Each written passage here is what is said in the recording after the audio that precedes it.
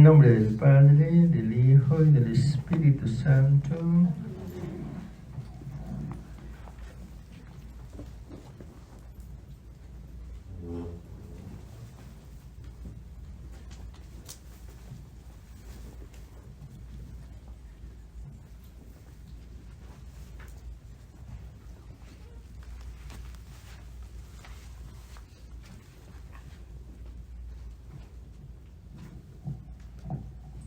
Dios te salve María, llena eres de gracia, el Señor es contigo, bendita eres entre todas las mujeres, y bendito es el fruto de tu vientre Jesús.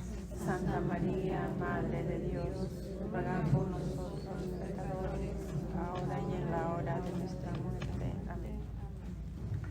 Gloria al Padre, al Hijo y al Espíritu Santo. Como era en el principio, ahora y siempre, por los siglos de los siglos. Amén. Y vamos a comentar hoy nuestro Yo soy hijo de Dios, somos hijos de Dios, a través de la enseñanza de Juan, el evangelista, en el prólogo, capítulo 1, versículo 12, versículo 11 al 13. Juan 1, del 11 al 13, leemos: vino a los suyos y los suyos no la recibieron, pero a todos los que la recibieron les dio poder de hacerse hijos de Dios, a los que creen en su nombre, los cuales no nacieron de sangre, ni de deseo de carne, ni de deseo de hombre, sino que nacieron de Dios. Palabra del Señor. Este texto, hermanos y hermanas, expresa el realismo de Juan con respecto a nuestros ser hijos e hijas de Dios. Y Juan conecta esta realidad con la fe. Por eso decía un aspecto de este retiro es el nacimiento de la vida sobrenatural. ¿Cuándo nace la vida sobrenatural? Cuando yo me adhiero a Dios, un acto de fe, creo en Dios.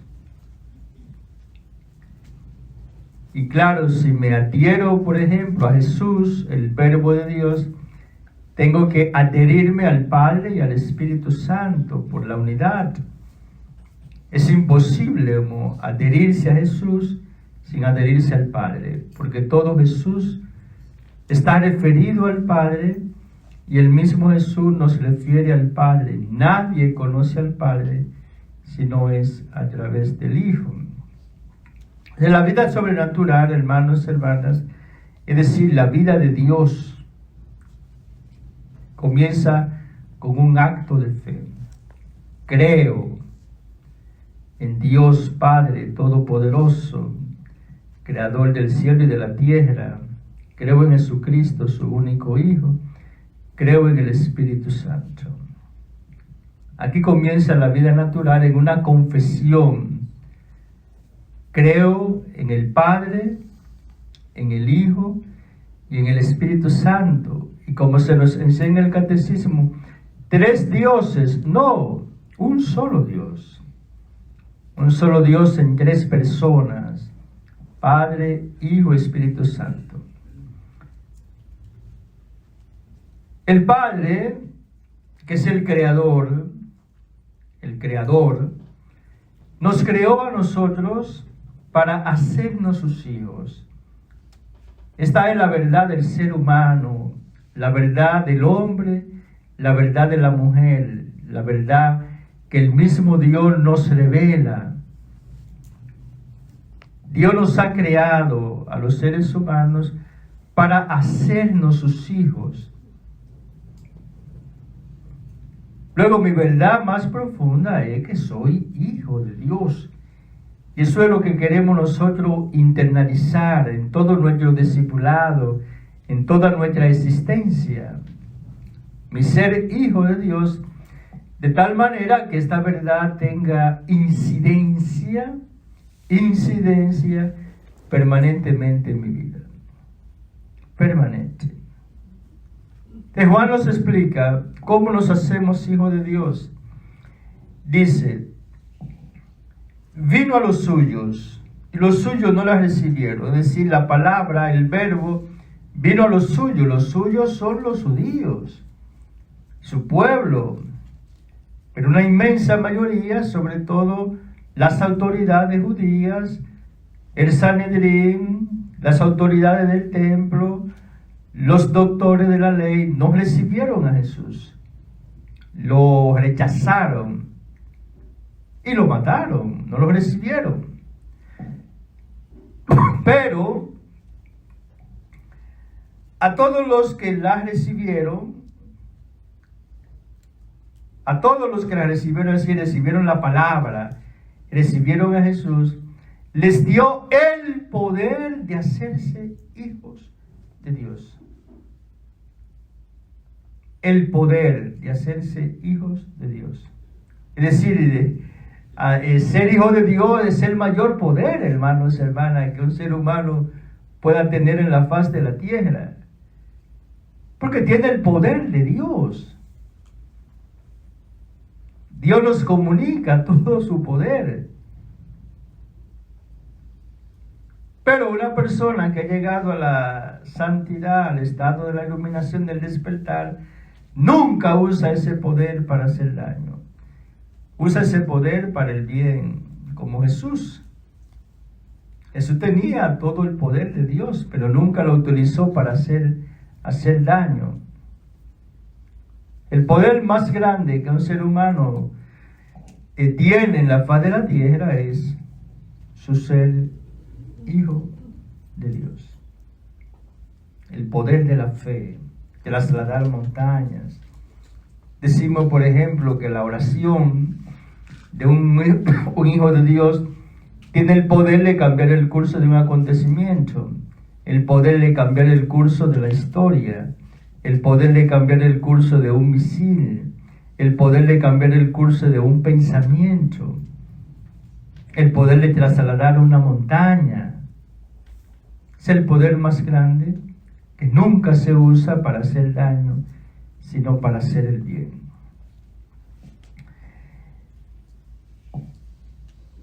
Y continúa Juan diciendo, ¿no? A los que creen en su nombre. Adherirse a Jesús es creer en su nombre. Adherirse a Jesús es creer en su nombre, creer en el nombre de Jesús, ante el cual toda rodilla debe doblarse en el cielo y en la tierra. Pero adherirse a Jesús, creer en Jesús, es seguir a Jesús. Yo me hago hijo de Dios en la medida que yo obedezco el Evangelio de Jesús. Ahora simplemente creer en Jesús y ya. También, como dice Santiago, también los demonios creen y tiemblan. Creer en Jesús es guardar sus palabras. Como dice Jesús, no todo aquel que dice Señor, Señor entrará en el reino de los cielos, sino el que cumple la voluntad de Dios. Y el que cumple la voluntad de Dios es el que obedece a su Hijo. Este es mi Hijo amado, escúchenlo. Escúchenlo. Si yo me hago hijo de Dios, la mujer se hace hija de Dios, adhiriéndose a Jesús, y adherirse a Jesús es vivir de su palabra. Vivir de su palabra, el discipulado consecuente. Por ejemplo, estamos leyendo el Evangelio de Mateo, ya leímos en la Santa Misa los capítulos 5, 6, 7 de Mateo. Esos 3 capítulos, hermanos y hermanas, hay que leerlo permanentemente. hacerlo vida, orarlo, lo que yo no estoy viviendo. Jesús, ayúdame. Dice Jesús, por ejemplo, no te encolerices con tu hermano, no te enojes. No, si yo me enojo con mi esposo, mi esposa, mis hermanos de comunidad, yo tengo que pedirle a Jesús, Jesús, dame la fuerza para yo vivir lo que tú me pides.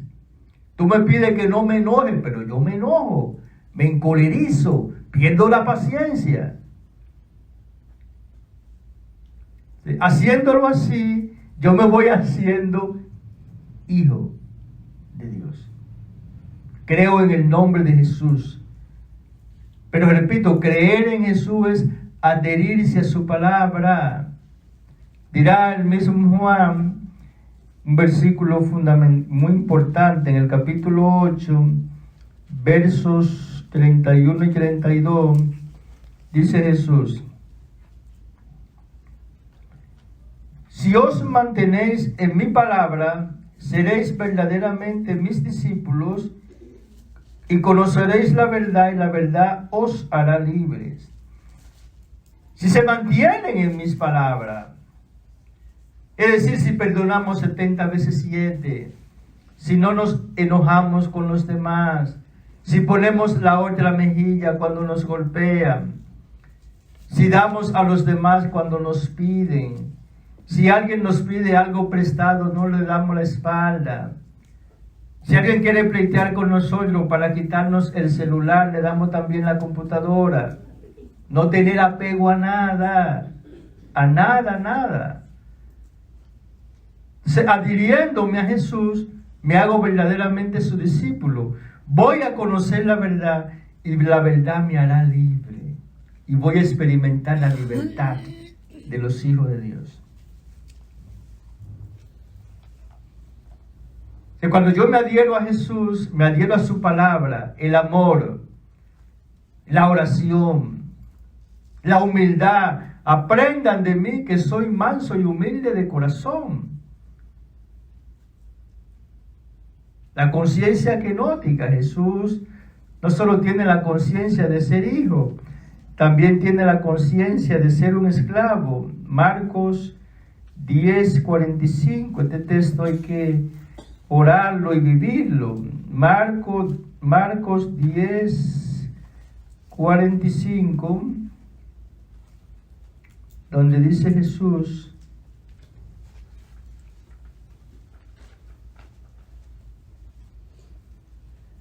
que tampoco el Hijo del Hombre ha venido a ser servido, sino a servir y a dar su vida como rescate por muchos.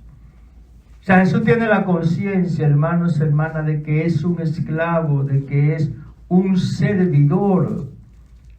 La conciencia de la kenosis. Pablo 2, Filipenses 2, del 5 al 11. Cristo, siendo Dios, no hizo alarde de su categoría divina, sino que se anonadó a sí mismo, tomó la condición de esclavo, pasando por uno de tantos.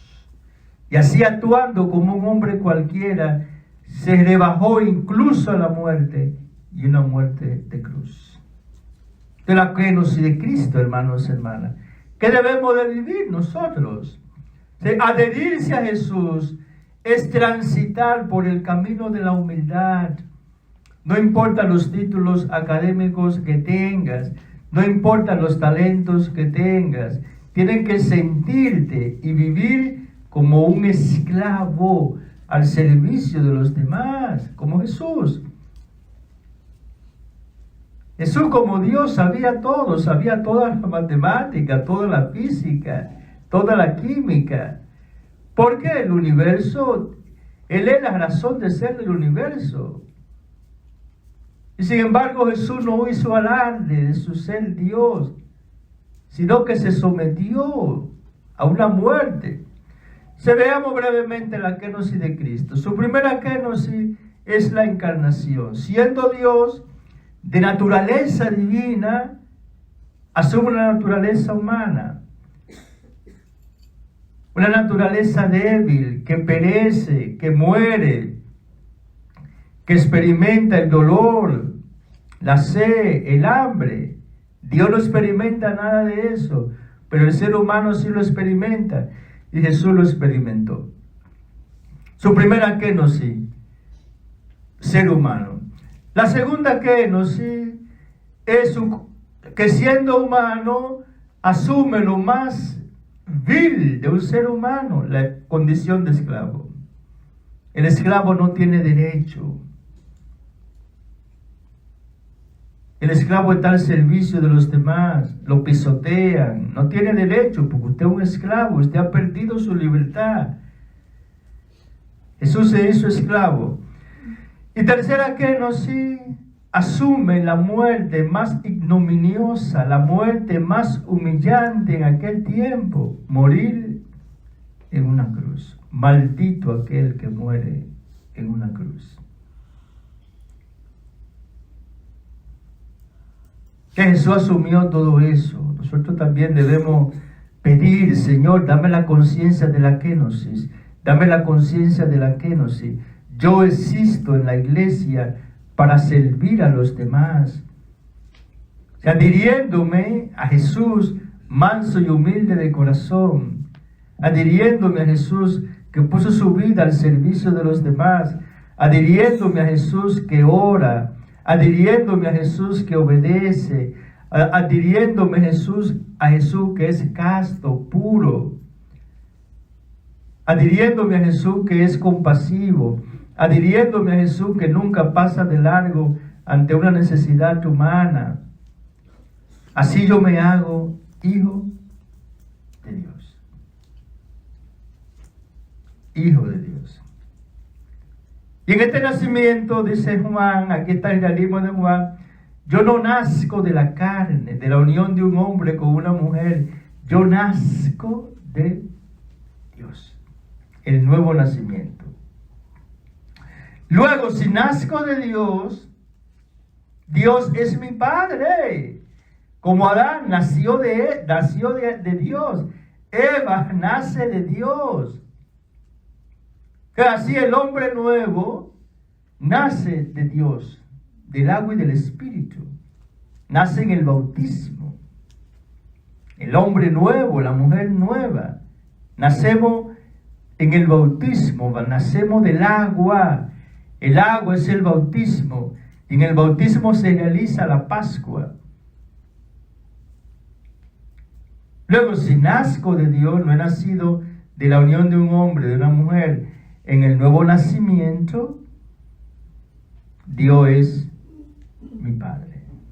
Aquí está, hermano, tu verdad más profunda. Aquí está, hermana, tu verdad más profunda. Tú eres hijo de Dios, hija de Dios. Dios es tu papá. Y esta es la verdad que queremos internalizar. Que el Espíritu Santo la haga conciencia, certeza, conexión. La 3C. Conexión, conciencia, certeza. Soy hijo de Dios. Con una certeza absoluta, con una conciencia total. Estoy conectado a mi verdad eterna. Hijo de Dios. Y aquí es Juan, el realismo de Juan. No he nacido de carne, no he nacido de sangre, no he nacido de deseo humano, he nacido de Dios. Luego Dios, el yo soy el que soy, el todopoderoso, el eterno, el papá de Jesús, ese Dios es mi Padre. El nuevo nacimiento. Y Jesús nos explica el nuevo nacimiento. Nacemos del agua. El agua es el bautismo, ya hemos explicado. Y en el bautismo se realiza en nosotros los dos frutos de la Pascua de Cristo. En el bautismo se realiza en nosotros los dos frutos por los cuales, las dos razones, por las cuales Jesús se encarnó. ¿Para qué Jesús se encarnó? La respuesta nos la da Pablo Gálatas 4:4, cuando dice Pablo: al llegar la plenitud de los tiempos, envió Dios a su Hijo, nacido de una mujer, nacido bajo la ley, para rescatar a los que estaban bajo la ley y para que recibiéramos el ser hijos por adopción. He aquí el para qué de la encarnación. Jesús se encarnó para redimirnos del pecado, para redimirnos del diablo, del mundo, de la carne, y para hacernos hijos de Dios. Para eso Jesús se hizo hombre, para eso se encarnó. Pero ¿dónde Jesús realiza eso? En la Pascua: pasión, muerte y resurrección. En la Pascua se realiza el para qué de la encarnación. En la Pascua, en la pasión, muerte y resurrección de Jesús, Jesús nos redime del pecado, de todo aquello que nos aliena, de todo, y nos hace hijos de Dios. He aquí la salvación, he aquí el plan de Dios ya realizado. ¿Dónde se realiza ese misterio? En el bautismo. Cuando fuimos bautizados, la plenitud del misterio pascual se realizó en nosotros. En el bautismo, hermanos y hermanas, se nos concedieron 7 dones. En el bautismo se nos concedieron 7 dones. Primer don: mi ser hijo de Dios. Mi ser hijo de Dios. El primer don: mi ser hijo de Dios. Segundo don: recibo el Espíritu Santo. Recibo el Espíritu Santo, que es el que me va a dar la conciencia de mi ser hijo de Dios. Tercer don: el perdón de mis pecados. Al niño, a la niña, se le perdona el pecado original. A los adultos, cualquier pecado que haya cometido. Por ejemplo, nunca un adulto que cuando se bautiza se le confiesa antes. No, no hay que confesarlo. No importa los pecados que ese hombre, esa mujer hayan cometido. No tiene que confesarse, porque todos sus pecados quedan perdonados en el bautismo. Tercer don: el perdón de su pecado. El cuarto don: recupera la inocencia original. Esa inocencia que teníamos en Adán y en Eva, que perdimos, esa inocencia la recuperamos en el bautismo. La inocencia de Adán y Eva. Aquí me detengo, hermanos y hermanas, para explicarles que en Pascua y en Cuaresma hay una oración coleta que dice así: oh Dios, tú que amas la inocencia y la devuelves a quien la ha perdido. Hermanos y hermanas, Dios ama la inocencia y nos la devuelve. Pidámosla. La inocencia de malicia. El niño no tiene malicia. Pidámosle a Dios que nos dé esa inocencia de no saber lo que hacerle daño a nadie. La inocencia en la sexualidad. Hemos perdido esa inocencia de Adán y Eva, la perdimos. Ellos andaban desnudos, no se avergonzaban. Hemos perdido la inocencia sexual. Pidámosle a Dios que nos la devuelva en el bautismo. Y como dice la iglesia: oh Dios, como ora la iglesia, oh Dios, tú que amas la inocencia y la devuelves a quien la ha perdido. Papá Dios, yo he perdido mi inocencia. En mí hay malicia, en mí hay envidia. El pecado es pérdida de inocencia. Devuélveme la inocencia, amado Padre. Seamos constantes en esta petición. Si en el bautismo recuperamos esa inocencia primordial de Adán y Eva. Quinto don, vencemos la muerte. Ya la muerte no tiene autoridad sobre nosotros. Morimos para resucitar a la vida eterna, donde ya no hay muerte. No hay muerte. Sexto don, la entrada a la eternidad. En el bautismo el Padre nos da esa gracia. Eres hijo de mi eternidad. Yo te hago partícipe de mi eternidad. La esperanza se cumple, la vida eterna. Y el último don, hermanos y hermanas, es nuestra pertenencia a la Iglesia Católica, al nuevo pueblo de Dios. El nuevo pueblo de Dios es la Iglesia Católica. Y debemos trabajar, hermanos y hermanas, en este siglo XXI, en esta época de la globalización, para que todos los creyentes, todos los hombres y mujeres que creen en Dios, confesemos esa fe en Dios bajo el manto de la Iglesia Católica. Tenemos un gran reto los católicos en este siglo XXI.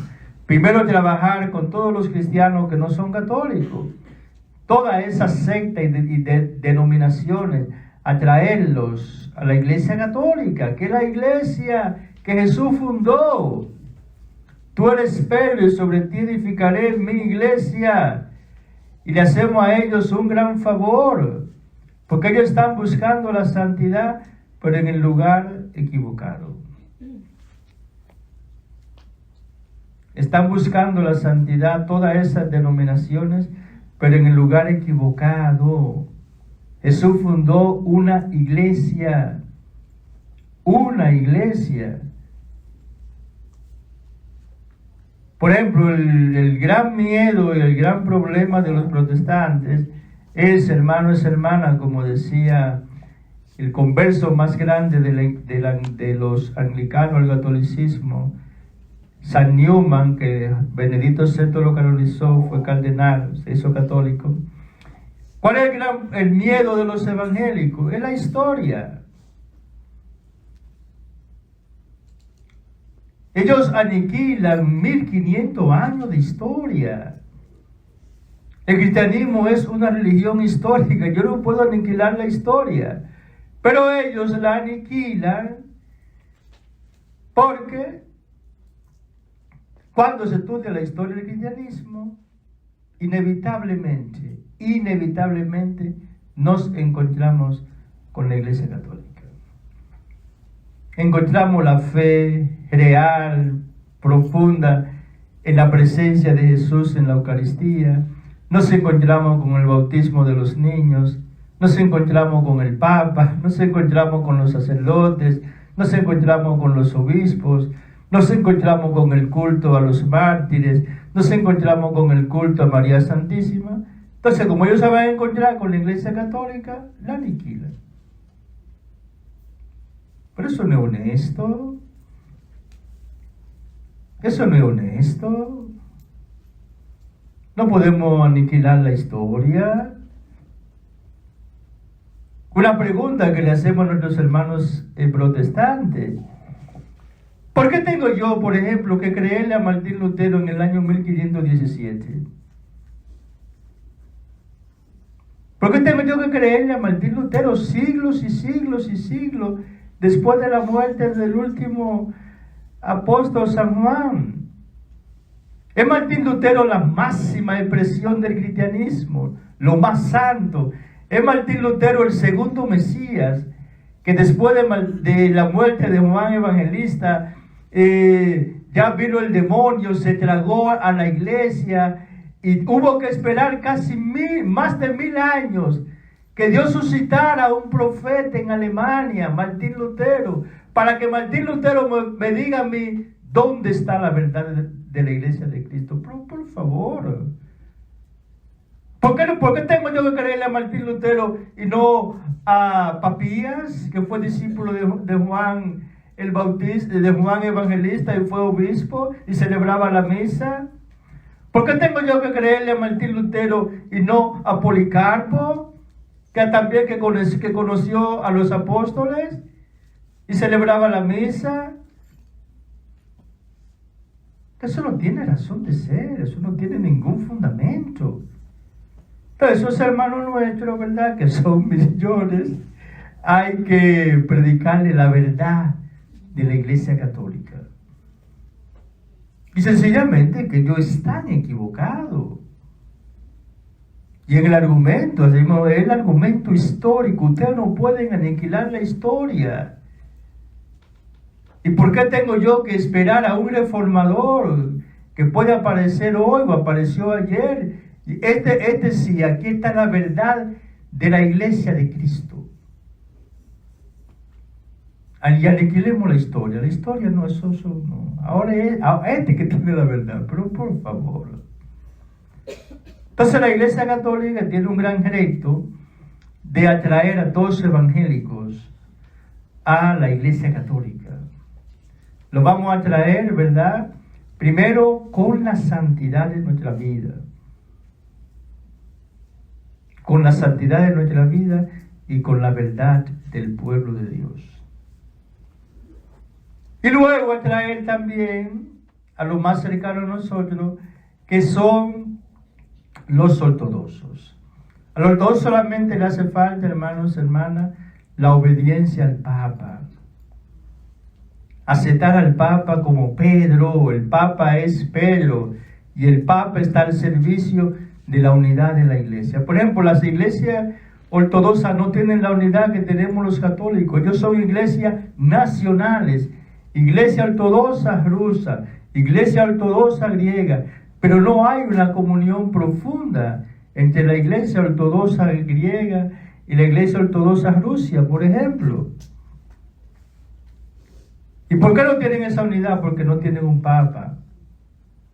El Papa está al servicio. Fíjense que ellos tienen los 7 sacramentos. Ellos tienen todo lo que tienen vida religiosa. Hacen los votos de pobreza y obediencia y castidad. Lo tienen todo. Porque le hace falta el Papa. Y porque le hace falta el Papa, le hace falta la unidad. La unidad.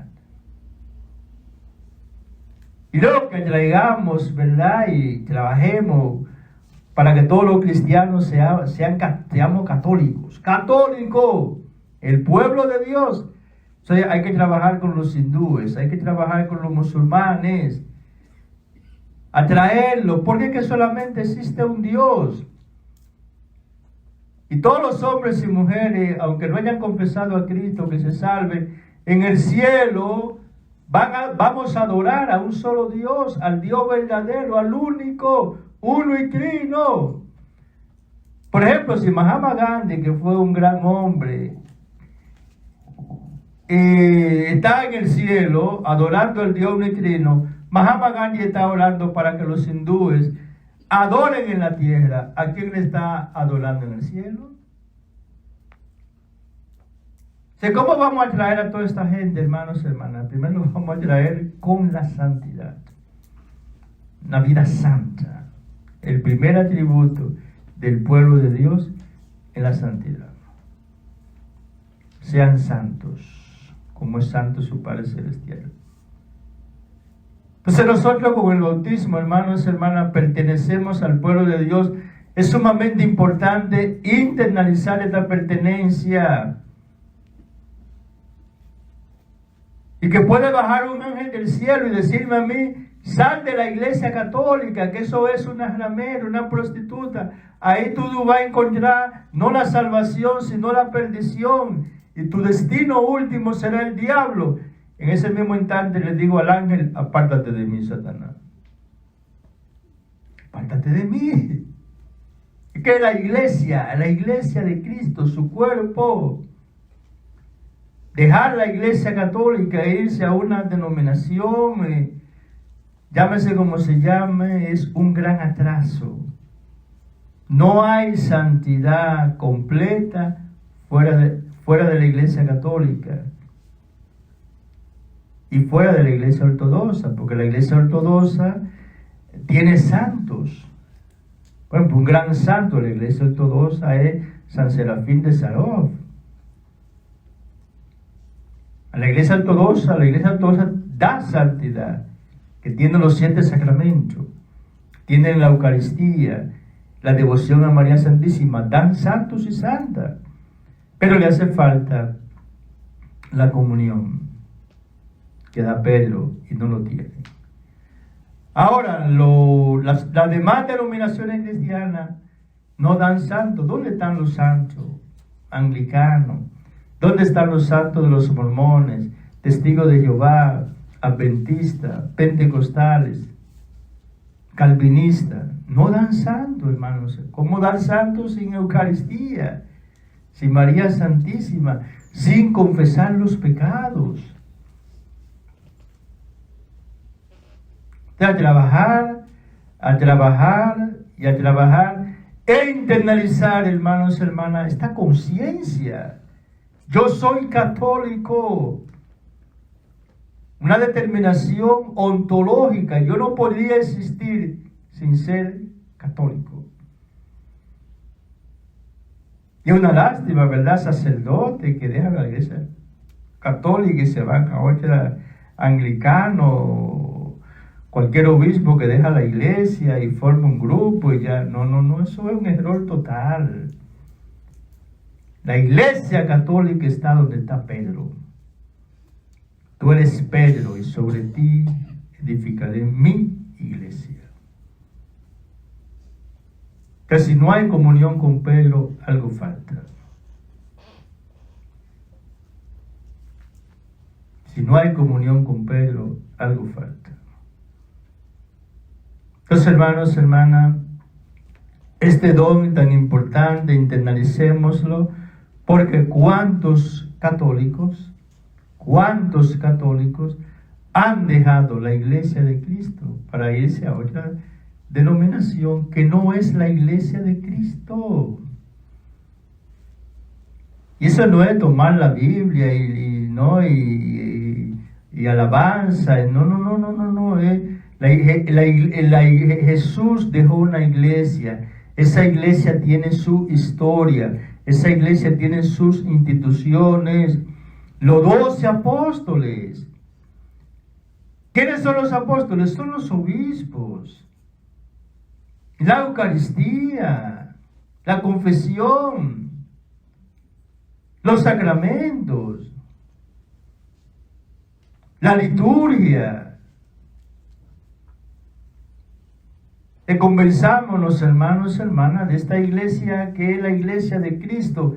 Y no importa los pecados que esta iglesia haya cometido. Yo siempre digo, lo repito ahora. Martín Lutero no tuvo la conciencia, la certeza de los pecados de la iglesia que tuvo San Francisco. Martín Lutero tuvo esa conciencia por una constatación sociológica. Pero a Francisco se lo reveló Jesús, que le dijo: Francisco, restaura mi iglesia, que como ves, amenaza ruina. Amenazaba ruina en los papas, amenazaba ruina en los sacerdotes, en los obispos, en los monjes. Una iglesia que dejaba mucho que desear moralmente, espiritualmente hablando. Y en esa iglesia oscura brotó uno de los hombres más santos que ha tenido la humanidad. O sea, en esa iglesia llena de pecado en los papas, en esa iglesia llena de pecado en los sacerdotes, en esa iglesia llena de pecado en los obispos, en esa iglesia llena de pecado en los monjes, brotó uno de los hombres más santos que ha tenido la humanidad, Francisco de Asís.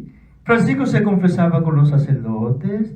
Francisco tenía una devoción al Papa y a los obispos. Francisco no empezó despotricando a la iglesia. No hay una palabra indebida contra un sacerdote, contra un obispo, contra un papa en los escritos y en los labios de San Francisco. Y él, repito, él sí conocía los pecados de la iglesia, porque se lo reveló el mismo Dios. Los pecados de la iglesia, hermanos y hermanas, no son un obstáculo para yo alcanzar la santidad. Los pecados de la iglesia, de mi sacerdote, del párroco, del obispo, no son un obstáculo para yo alcanzar la santidad. Todos nosotros conocemos y somos devotos de San Pío de Pietrelcina. Yo no he leído la vida de un santo que haya sufrido tanto de su iglesia como San Pío de Pietrelcina. San Pío de Pietrelcina fue un mártir, literalmente un mártir de la Iglesia Católica. Lo hicieron sufrir, lo torturaron, lo condenaron. Y se cuenta de él que había un devoto de él, también él tenía mucha gente que lo quería, que estaba escribiendo un librasco contra todos los detractores del Padre Pío, mencionando todos sus pecados públicos. El Padre Pío lo descubrió, lo llevó a la certidumbre. Mira, me he enterado que está escribiendo un libro contra aquellos que me calumnian. Si tú no me traes el libro ahora y lo rompes, jamás me mires el rostro. Padre, no, hay que cállese la boca, ¿qué es lo que hay que defenderse? Tráigame el libro y quémalo aquí. Y no permitió que ese libro se publicara.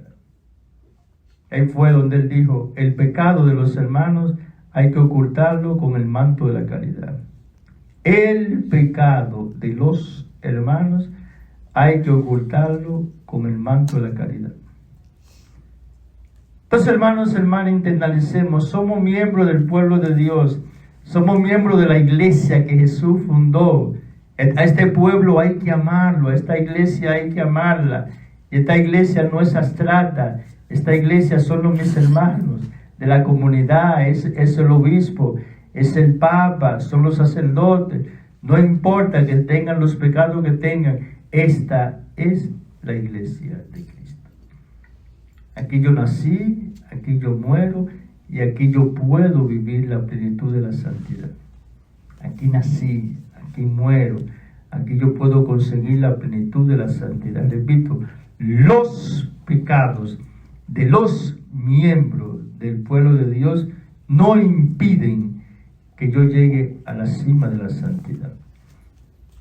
Y un ejemplo, Francisco de Asís.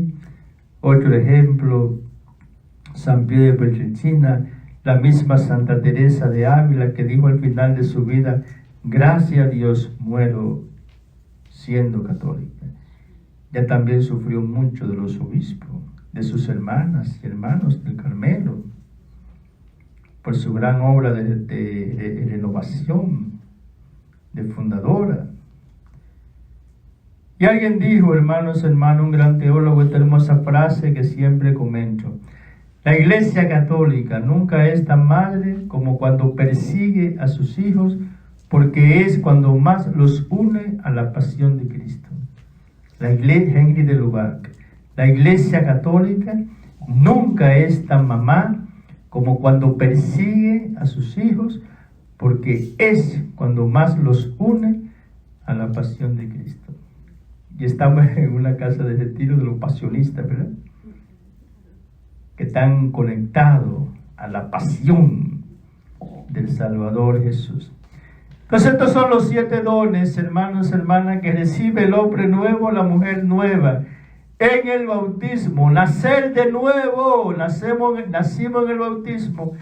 Y en el Espíritu Santo, veremos mañana, pero ya anunciamos hoy, es quien nos da la conciencia de que somos hijos de Dios.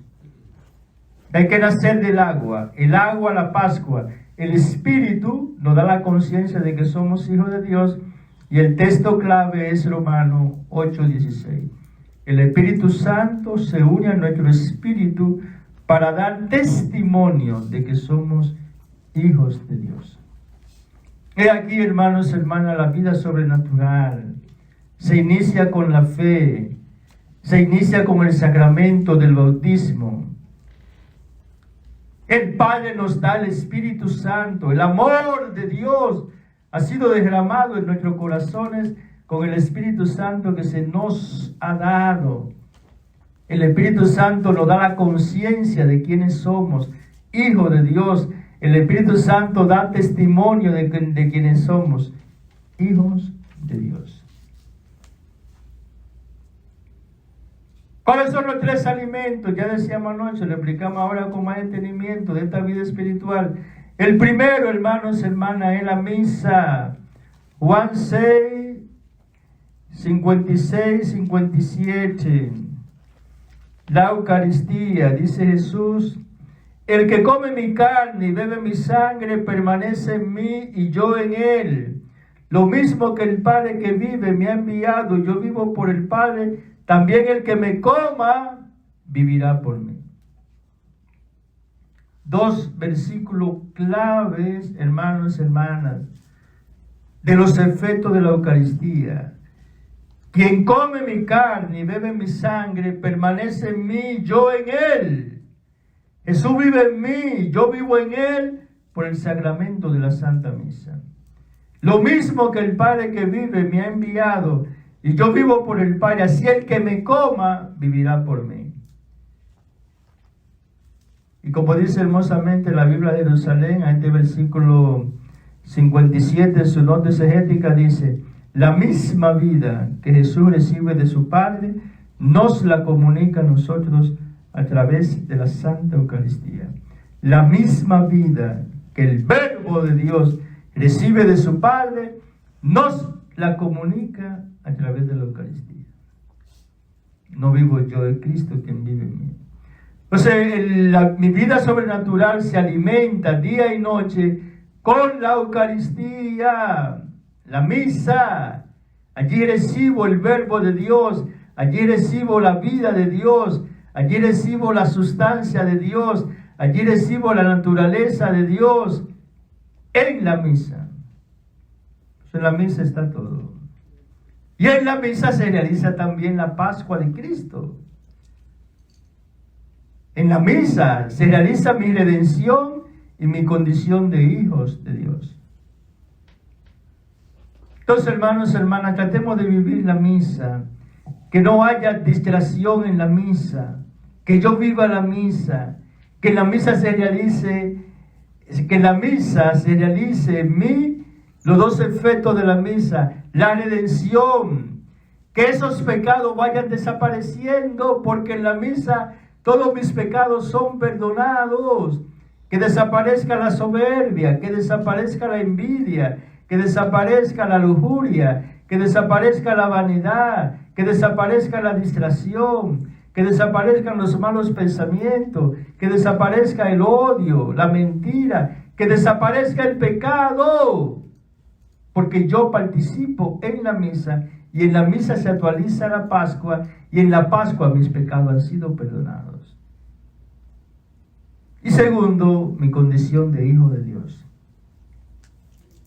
Que crezca mi conciencia filial, porque en la misa se realiza mi condición de hijo de Dios. Jesús me ganó mi ser hijo a través de su Pascua, pasión, muerte y resurrección que se actualiza en la misa. Segundo alimento para crecer espiritualmente, hermanos y hermanas, la palabra, la Biblia, sobre todo los evangelios. Hay que leer la palabra, vivir la palabra, sobre todo los evangelios. Ya hemos mencionado el amor, la paz, la paciencia, la humildad, la prudencia, la oración, el servicio, la pureza. La vida de Jesús, hermanos, hermanas. Vivir la palabra. Hay que leer permanente. Las bienaventuranzas. Bienaventuranzas los pobres de espíritu, es decir, los humildes.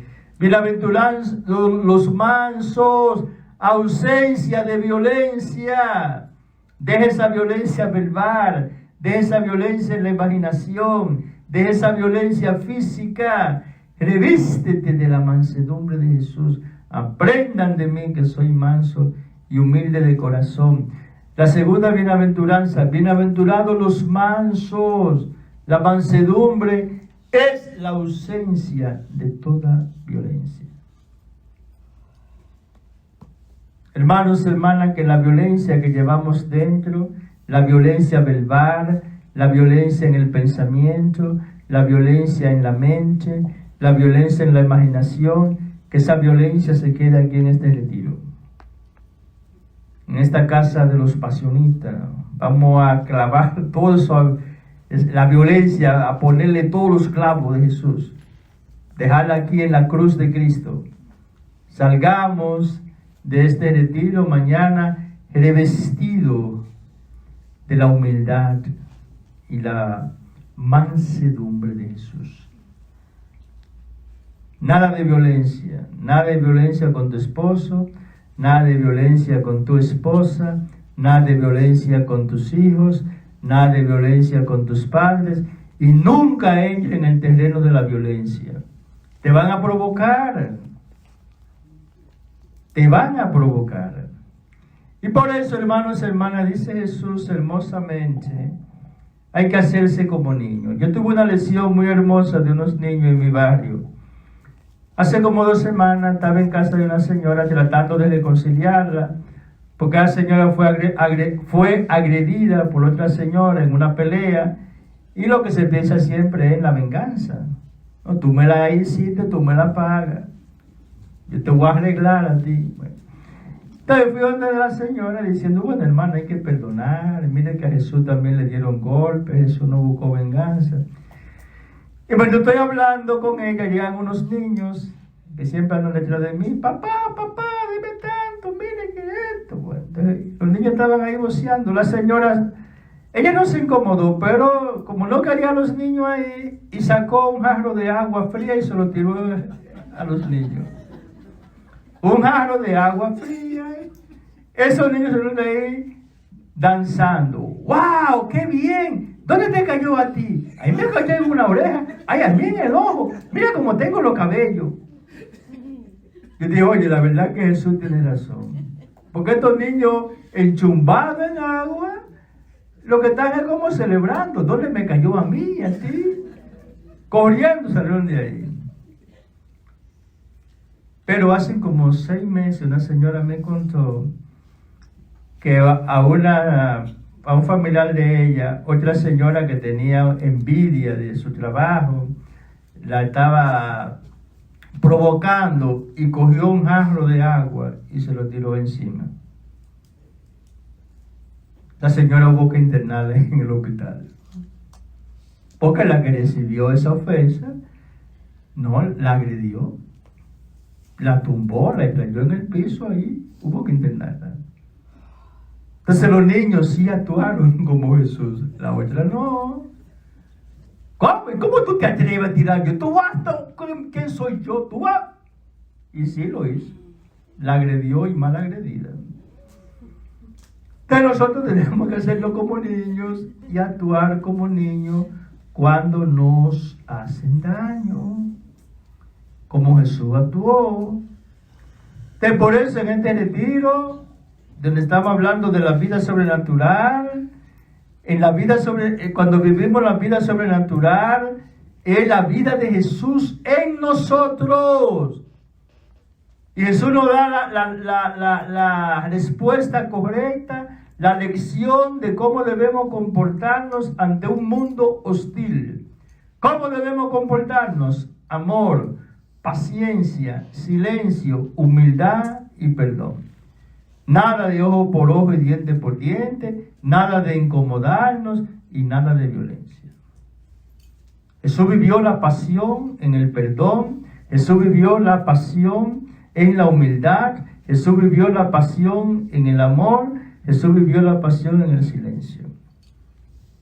Jesús fue siempre manso y humilde de corazón. Entonces dejemos hoy esa violencia aquí en este lugar. Tomemos los clavos de Jesús y clavar la violencia. Nada de violencia con tu esposo, nada de violencia con tu esposa, nada de violencia con tus vecinos. Te provocan, no entres en su terreno. Te provocan, no entres en su terreno. Te golpean en la mejilla, no entres en su terreno. Te llenan de improperio, no entres en su terreno. Te tiran un vaso de agua fría, no entres en su terreno. Actuemos como los santos. Siempre me encanta mencionar a San Juan María Vianney, que una devota, que yo agrego que no era tan devota, fue donde el padre, quiero hablar con usted, y el padre, deseo hablar con usted. La señora se incomoda y le dio una bofetada al padre. Y ahí él habló y le dijo, ay hermana, la otra mejilla está celosa. Actuó como un niño. No se incomoda, no. Sacristán, sáquenme esta loca de aquí. ¿Qué mujer es esta? Ay, cómo me ha golpeado, no. Hermana, la otra mejilla está celosa. Así actuó. Él no entró en su terreno. La señora se violentó. La señora se enfureció. La señora se llenó de violencia. Pero él actuó, se llenó de violencia. No reprimió su violencia, sino que actuó con violencia. Pero el padre no entró en su terreno. Entonces, no entre en el terreno de violencia de tu esposo. No entre en el terreno de violencia de tu esposa. No entre en el terreno de violencia de tus hermanos. Ellos están violentos, pero tú no entres en esa atmósfera. No. No entres en esa atmósfera. Tu atmósfera es la paz. El silencio que estamos viviendo ahora, ¿verdad? Silencio, paz, perdón, Padre, perdónalos, porque no saben lo que hacen. Y esto se puede, a mí me encanta, hermanos, hermanas, y pido a Dios esa gracia, la gracia del protomártir San Esteban. Murió lapidado. Yo siempre digo, una piedra certera que da en un lugar crítico y lo mata, ya está bien, pero parece que no hubo una piedra certera. Una piedra en la costilla, otra en la cabeza, otra en la nariz. Oye, eso no es fácil. ¿Cómo murió Esteban? No les tome en cuenta este pecado. Esteban no maldijo a nadie, él no maldijo a Pablo. Él aguantó todas esas pedradas en la vida de Cristo. Perdón, silencio, solamente dijo esa palabra. Padre, no les tome en cuenta este pecado. Jesús actuó así y aquellos que lo siguen debemos actuar así. Nunca entremos, hermanos, hermanas, en el terreno del pecado. Nosotros, esto es importante, el hombre nuevo, la mujer nueva, que está ya viviendo la vida sobrenatural, gravita en la órbita de la voluntad del Padre. Antes gravitábamos en la órbita del diablo, del viejo Adán y de la vieja Eva. Y nos enojábamos y perdíamos la paciencia. Y tú me das y yo te doy. No, ya nosotros no gravitamos en esa órbita, hermanos, hermanas. No gravitamos en la órbita del viejo Adán. No gravitamos en la órbita de la vieja Eva. No gravitamos en la órbita del diablo. El enojo, la ira, la lujuria, la pereza. Ahora gravitamos en la órbita de la voluntad del Padre. Ya salimos. Hemos nacido de nuevo. Y esto es, hermanos, hermanas, la vida sobrenatural. Hemos nacido de nuevo. Vivimos ahora en otra dimensión. Y sí, seguimos sufriendo todo, pero ya tenemos una vida nueva. La vida del Espíritu, la vida de Dios. Y la vida de Dios en un ser humano es la vida que vivió Jesús y la vida que vivió María. Actuemos como ellos. La vida de Dios vivida por un ser humano es la vida que vivió Jesús. Es la vida que vivió María. Vivamos como ellos. Gravitando permanente, me encanta esa imagen del sistema solar. Gravitemos en torno a la órbita de la voluntad del Padre. Como decíamos, dancemos la vida al ritmo de la voluntad del Padre. Y gravitamos, inclusive gravitan con nosotros Jesús y María. Jesús y María y todos los santos. En la voluntad del Padre. En la voluntad del Padre. En la voluntad del Padre. Es el hombre nuevo Ya tú eres un hombre nuevo, hombre que está aquí. La mujer nueva, tú eres una mujer nueva. Ya tú tienes que gravitar alrededor de otra órbita. No gravite en la órbita del diablo, del mundo y de la carne. Tienes que gravitar, girar permanentemente en la órbita de la voluntad del Padre. Gravitemos en torno a esa órbita y gravitemos con Jesús, María y todos los santos y santas. Hágase tu voluntad en la tierra como en el cielo. La voluntad del Padre es que escuchemos a su Hijo. Este es mi Hijo amado, escúchenlo. Y el tercer elemento, hermanos, hermanas, para vivir en la vida sobrenatural es la oración. La oración. Recomendamos una hora diaria todos los días. Una hora diaria, lunes, martes, miércoles, jueves, viernes, sábado y domingo. Saca tu hora de oración temprano. Pero no negocie esa hora santa.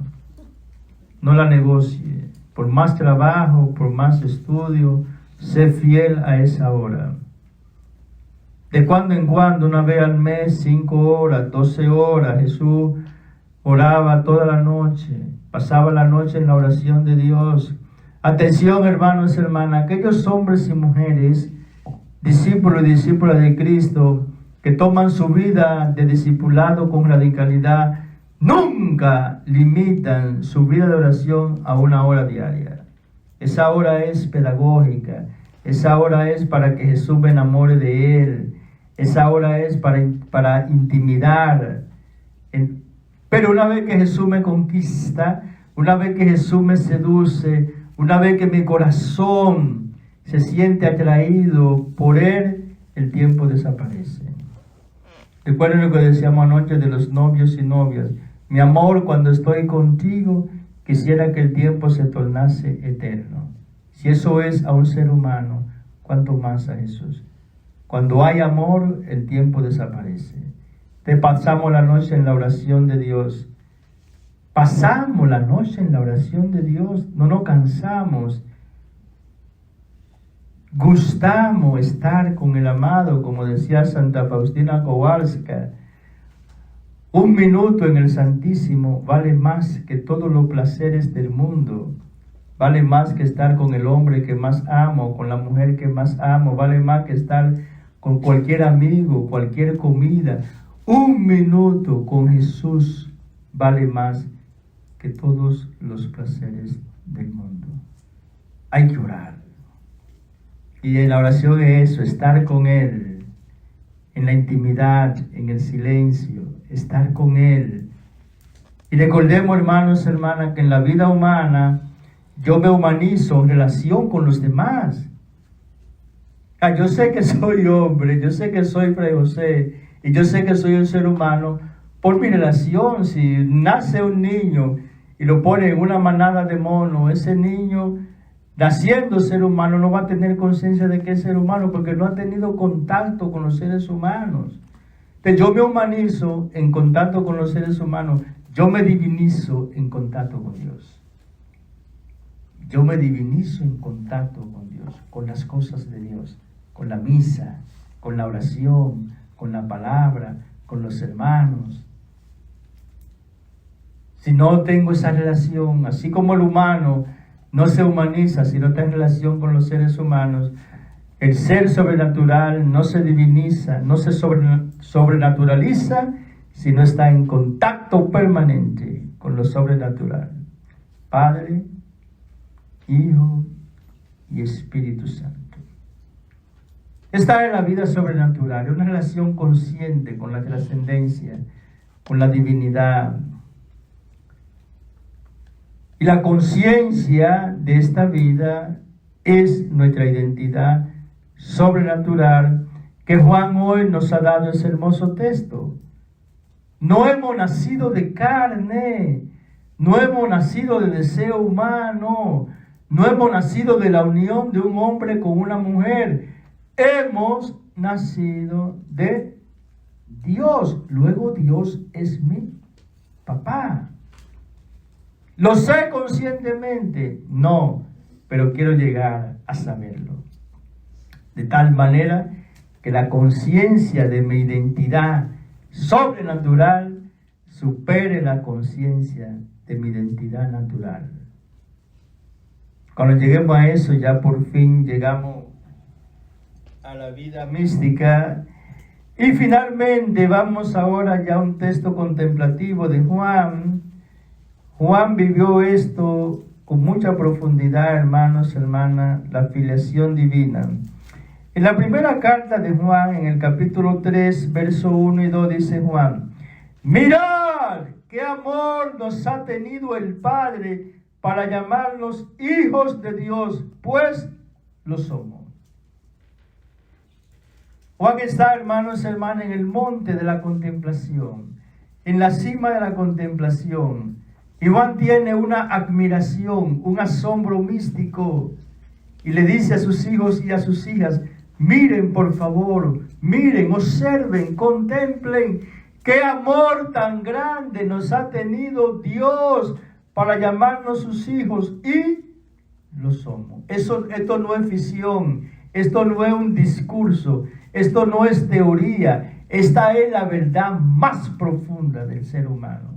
Somos hijos de Dios. Entonces Juan, que vive esto, tiene un asombro místico, un asombro contemplativo. Todo su ser está extasiado, todo su ser está en esto que decimos una danza permanente de alegría, porque Juan sabe quién es, hijo de Dios. Entonces el amor de Dios se ha manifestado, hermano, hermana, en ti, haciéndote su hija, haciéndote su hijo. Y eso es lo que queremos, ese despertar que provoque en nosotros el asombro místico. ¡Wow! Yo soy hijo de Dios. ¡Qué verdad tan profunda! ¡Qué verdad tan elevada! Yo soy hijo de Dios. Hijo de Dios. Entonces vamos a experimentar a Juan y vamos a ser como Juan cuando tengamos esta conciencia. El asombro místico. Yo mismo me asombro. Dios mío, pero tú eres mi papá. Dios mío, yo soy tu hijo. El yo soy, tú eres el yo soy el que soy. Tú eres Dios, el eterno, el viviente, el existente. Yo soy tu hijo. Viene este asombro místico. Y una vez que uno lo internaliza, viene la vida de santidad. Y por eso es el mismo Juan que dice en el verso 6 de este capítulo 3: todo el que ha nacido de Dios no peca, porque su germen mora en él, y no puede pecar porque ha nacido de Dios. Hermanos, hermanas, la conexión, la conciencia y la certeza de que somos hijos de Dios nos hace vivir en santidad. El estado de conciencia determina la conducta. Repito, la conexión, la conciencia, la certeza de que somos hijos de Dios nos hace vivir en santidad. No se peca cuando se sabe quiénes somos. Hijos de Dios. El primer atributo del pueblo de Dios es la santidad. Yo soy miembro del pueblo de Dios. Yo soy hijo de Dios. Luego, la santidad de Dios se refleja en mí. Y por eso dirá Jesús: sean santos, porque su papá es santo. Y nuevamente, hermanos y hermanas, les digo lo que les decía anoche. Aquí está la tragedia de nuestra fe. El papá de un niño, si ese papá es rico, esa riqueza va a determinar la condición social de ese niño, porque el papá es rico. ¿Y por qué la santidad de Dios no condiciona mi vida moral? ¿Por qué la santidad de Dios no condiciona todo mi ser? ¿Por qué no lo sé? Un niño que tiene el papá más rico del mundo, y aún viviendo con él, no lo sabe, y vive como un mendigo. Que nosotros, como dice Pablo, en Dios vivimos, nos movemos y existimos. Pero no lo sabemos, entonces vivimos como... Somos ciegos, no vemos. Hermanos, despertemos, somos hijos de Dios. Lleguemos a este asombro místico de Juan. Miren, vean, por favor, qué amor tan grande nos ha tenido Dios para llamarnos sus hijos. Por favor, despierten, despierten. Son hijos de Dios. El yo soy el que soy. La belleza, el eterno, el todopoderoso, el amor, la alegría, la paz, la verdad, la ciencia, la sabiduría, el conocimiento, la inteligencia, el todo es su papá. De cuando uno lo sabe, comprende a Juan, porque repito, es un asombro místico. ¡Wow! Yo soy hijo de Dios. Eso es lo que buscamos, hermanos y hermanas, en este retiro.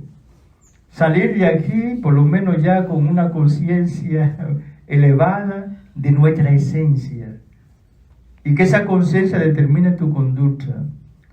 Piensa siempre como hijo de Dios, como hija de Dios. Habla siempre como hijo de Dios, como hija de Dios. Actúa siempre como hijo de Dios, como hija de Dios. Siente, imagina que todo tu ser esté permeado, condicionado, determinado por quien tú eres. Tú eres hijo de Dios. Luego no puedes pecar. Lee ese texto nuevamente. Primera de Juan, capítulo 3, verso 9. Los hijos de Dios no pecan, no pueden pecar. El germen de Dios permanece en él. La vida de Dios está en ti. Y Dios no peca. Luego tú no puedes pecar. Apártate del mal, haz el bien, busca la paz y corre tras ella, dice el salmista. Apártate del mal, Dios no hace daño a nadie. Busca el bien, Dios es la bondad. Busca la paz y corre tras ella, porque Dios es el Dios de la paz. Un hijo de Dios conectado con su esencia, todo lo que brota de él es amor, paz, alegría, santidad. Bien, mis hermanos y hermanas, que Juan hoy interceda por nosotros. Hoy celebramos una gran santa, la misa la vamos a celebrar en su honor, Santa María Magdalena, una mujer que vivió una vida sobrenatural, sumamente elevada, una mujer sumamente pecadora, tenía 7 demonios. María Magdalena como una motivación. Ya nos dice, miren, no hay entre ustedes, todos los pecados de ustedes me quedan pequeños a mí. Yo lo cometí todo y más.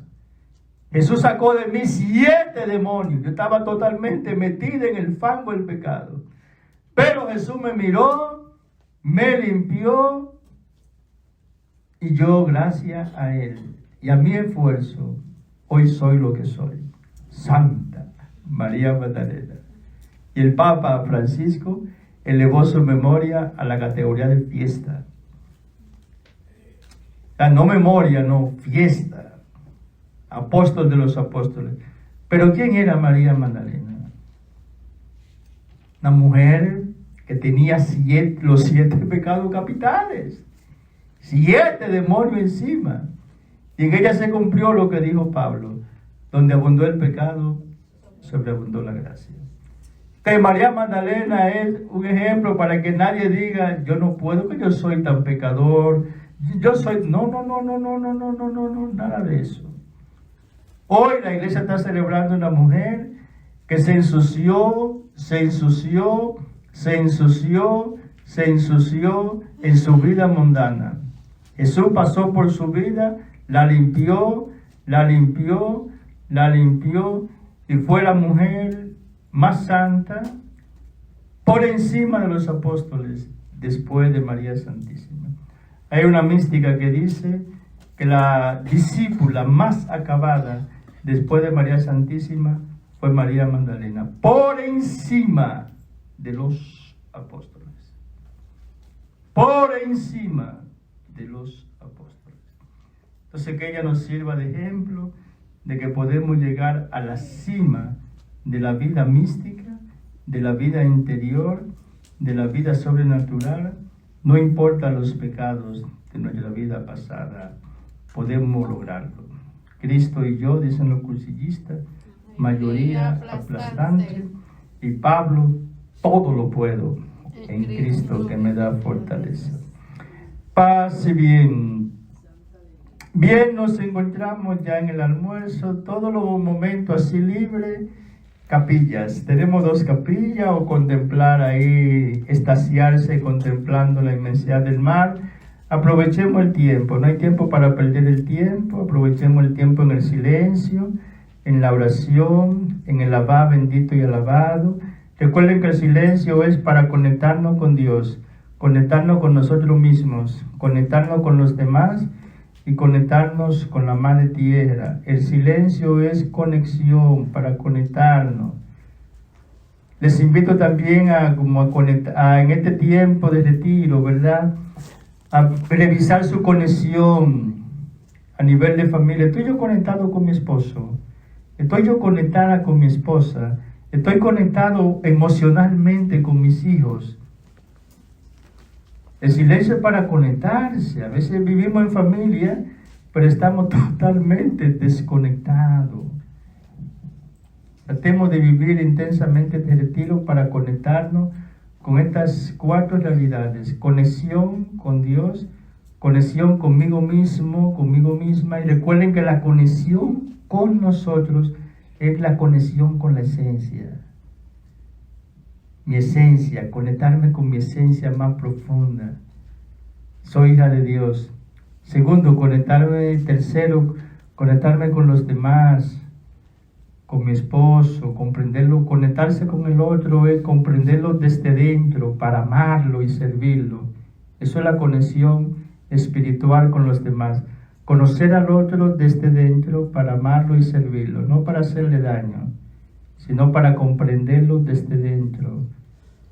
De que tú salgas de aquí más conectada con tu esposo, lo que tiene su esposo, con tu esposa, con sus hijos, con cada miembro de su familia.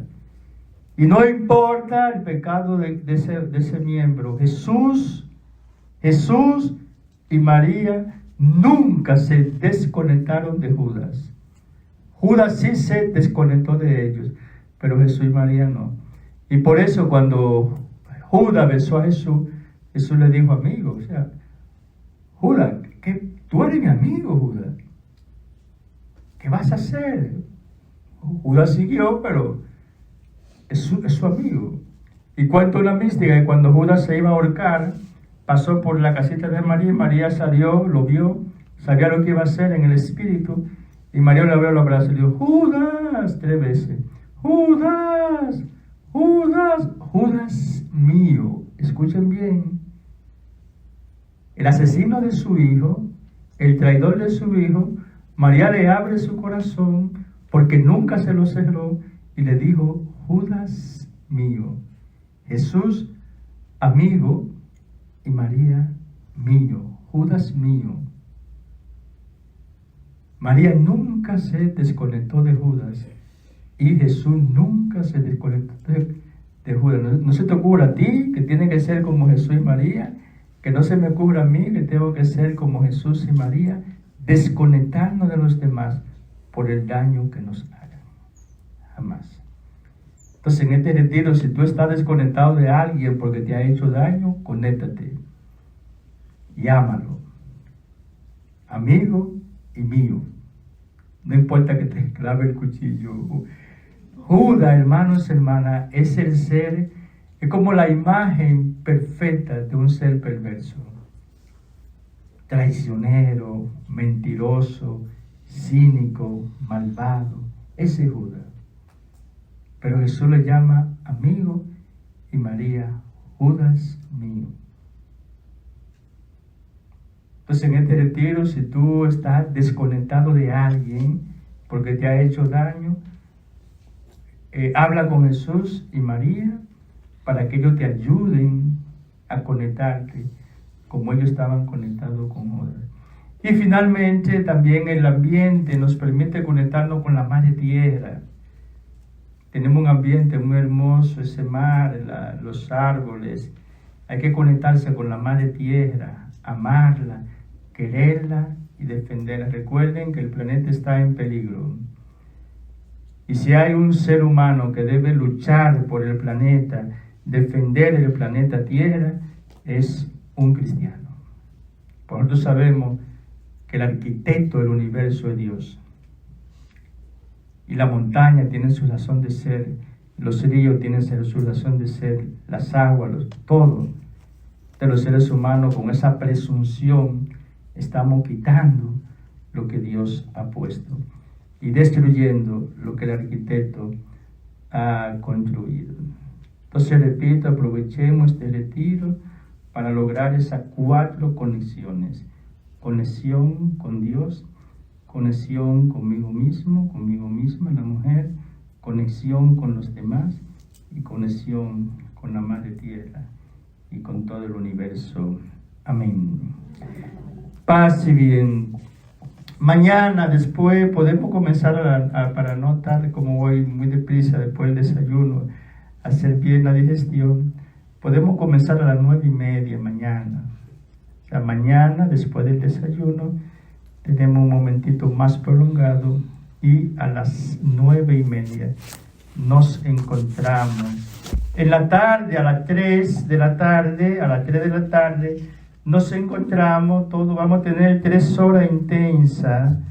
La tarde es de oración.